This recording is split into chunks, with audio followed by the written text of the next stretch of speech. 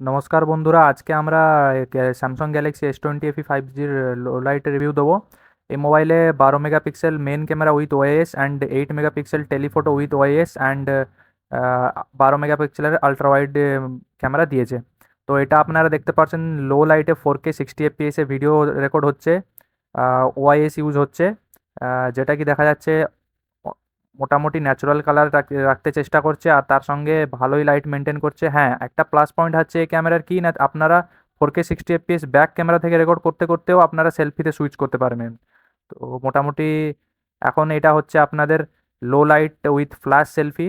আপনারা দেখতে পাচ্ছেন যেটা কি পুরোপুরি ন্যাচারাল কালারই রাখতে পারছে। অ্যান্ড কিছু মোর অপশানে গিয়ে আমরা নাইট মোড টেস্ট করলাম।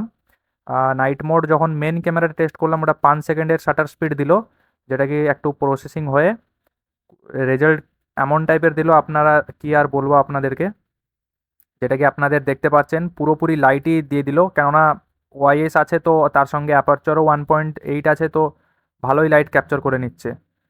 ঠিক আছে, এবার এবার আমরা টেস্ট করছি 3x অপটিক্যাল জুম, যেটা কি টেলিফোটো লেন্স আছে, ওটাতেও আপনারা নাইট মোড টেস্ট করতে পারবেন। সেম টু সেম এখানেও 5 সেকেন্ডের শাটার স্পিড দিল, যেটা কি ক্লিক হওয়ার পরে একটু প্রসেসিং হয়, প্রসেসিংয়ের হওয়ার পরে রেজাল্ট কিন্তু অনেক ভালোভাবে দেবে। ঠিক আছে, মেগাপিক্সেলে যাবে না, কিন্তু স্যামসাংয়ের যে অপটিমাইজেশন ক্যামেরা ওটা অনেক ভালো। এখন আমরা টেস্ট করছি আলট্রা ওয়াইডে। একটা খাসিয়ত হচ্ছে কি না, আপনারা তিনটাই লেন্সে নাইট মোড ইউজ করতে পারবেন। ঠিক আছে, তার সঙ্গে পোর্ট্রেট ভিডিও অনেক কিছু অপশন আছে, হাইপারল্যাশ অনেক কিছু আছে। আপনারা বলবেন যদি ওগুলোও টেস্ট করে দেবো ডে লাইটে। কমেন্ট করবেন যদি দেখতে চান আর কিছু টেস্টিং। তো আলট্রা ওয়াইডেও নাইট মোড ইউজ করেছি, মোটামুটি ভালো দিয়েছে। ঠিক আছে, দেখা যাচ্ছে সামনের ভিডিওতে। জয় হিন্দ।